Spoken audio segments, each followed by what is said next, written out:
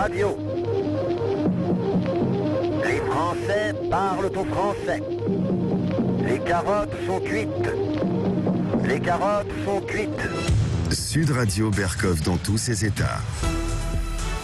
Et oui, mais entre les deux tours, j'ai l'impression que beaucoup de personnes sont dans tous leurs états. Ils se demandent de quoi l'Assemblée nationale sera-t-elle faite dimanche prochain. Mais en attendant, eh bien, il y a de sacrées polémiques, notamment sur quoi ? Sur une possible, à Dieu ne plaise, cohabitation. Comment on va retrouver ça ? On en parle tout de suite. Sud Radio Berkov dans tous ses états. Les perles du jour. Parlementaire, ça s'appelle la cohabitation. Rappelez-vous, c'est Giscard qui a évoqué une possibilité de cohabitation déjà dès son unique septennat. Il n'y en a pas eu sous Giscard, mais rappelez-vous, sous Mitterrand, Chirac-Mitterrand, 86-88, Balladur-Mitterrand, 93-95, et Jospin-Chirac, 97-2002. Et depuis 20 ans, terminé, puisque depuis que les élections législatives suivent l'élection présidentielle, la question, paraît-il, ne se pose plus, mais on verra bien dimanche prochain.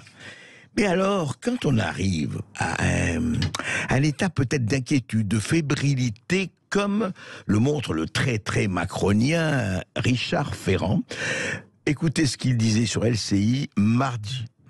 Voyez-vous, la perspective d'une cohabitation tant souhaitée par M. Mélenchon, eh bien ce serait une cohabitation impossible.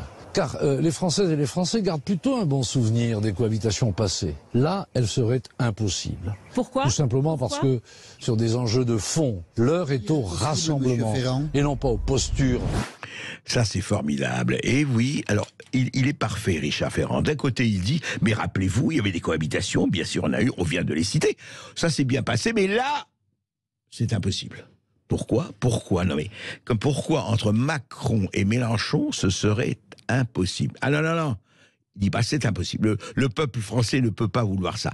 C'est formidable. C'est-à-dire que moi, je veux bien chez les autres, mais attention, pas dans ma maison. Ça s'appelle en politique, ou ailleurs, la paille et la poutre. Ça s'appelle à géométrie variable. Ça s'appelle les 2 poids, 2 mesures. Non. Moi, je veux bien pour les autres, mais pas pour moi. Allons, Richard Ferrand, allons. Rappelez-vous que la cohabitation est inscrite dans la Constitution, en tout cas, n'est pas, absolument pas intolérable, ni pas tolérée. Donc, allez, un tout petit peu, calmez-vous. Tout va bien se passer, comme disait votre collègue Gérard Darmanin. Sud Radio Berkov dans tous ses états. C'est lu. Alors, de quoi on parle ? Pourquoi vous dites ça ? Eh bien, par exemple, je pense à monsieur Anthony Fauci. Vous savez qu'Anthony Fauci, c'est monsieur santé aux États-Unis depuis déjà des décennies. Il servi au-dessous de je ne sais combien de présidents, Anthony Fauci. Et alors, Anthony Fauci, il est quand même parfait. Aujourd'hui, il est un peu contesté, beaucoup contesté, parce que il aurait dit, vous savez, c'est lui, il avait le là. Il disait le là, voilà, vaccination obligatoire, etc. aux États-Unis et tout. Et alors, il avait dit en 17 mai 2021, du 17 mai 2021, il y a un an, il a dit c'est très simple, et Fauci, c'est vraiment le pape de la santé aux États-Unis. Il dit, quand les gens sont vaccinés, ils ne seront jamais infectés. Clair, précis et tout ça. Eh bien, monsieur Anthony Fauci, le même, vient de faire sa 4e dose de vaccin. Je dis bien sa 4e dose. Et il a attrapé le Covid. Il vient d'être testé positif, Anthony Fauci, mais c'est pas possible. Il n'y a pas de science. Alors, si un homme de science, j'emploie ça avec plusieurs guillemets, si un homme de science peut tomber après 4 doses, il peut avoir le Covid, mais où allons-nous ? C'est pas sérieux, il n'y a pas de raison. Non, il y a un vrai problème, là, vrai problème. Et un autre magnifique exemple, c'est évidemment l'inénarrable Justin Trudeau. Qu'est-ce que nous sommes contents qu'il soit au Canada et pas en France, encore que Justin Trudeau, dans une province dont le nom commence par un Q et finit par un bec, mais il n'est pas que du Québec, il est aussi au Canada. Et Justin Trudeau qui a dit, allez, tout le monde, vaccinez les enfants, vaccinez les nouveau-nés, vaccinez les nourrissons. Il a été parfait, ce Justin Trudeau. Et il vient de tweeter, j'ai un résultat positif à la Covid-19. je vais suivre les consignes de santé et m'isoler. Je vais bien et c'est grâce à mes vaccins. Si ce n'est déjà fait, obtenez vos vaccins ou doses de rappel. Protégeons-nous notre système de santé et protégeons-nous les uns et les autres. Jésus disait, aimons-nous les uns les autres. Justin, qui est à Jésus, ce que le Canada Dry est au Chivas Régal, dit, eh bien, protégeons-nous, protégeons-nous. Alors écoutez, cher Justin Trudeau, quand vous serez à votre 50e dose, j'espère que vous n'attraperez pas le Covid ou la variole du singe. Tout est possible.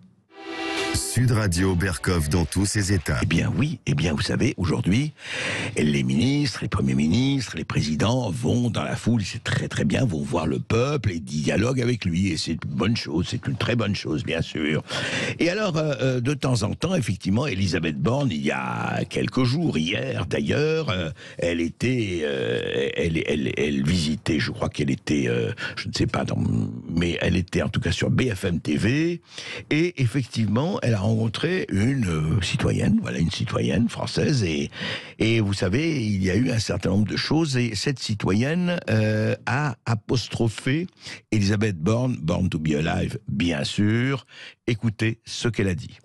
Je dis vraiment aux femmes, et je le dis en tant que Première ministre et en tant que femme, que je les invite à déposer plainte. Qu'un homme utilise sa stature d'homme de pouvoir pour avoir des faveurs, ça vous dérange pas? Bien sûr que ça me dérange. Mais pourquoi il est encore là? Attendez, attendez, madame.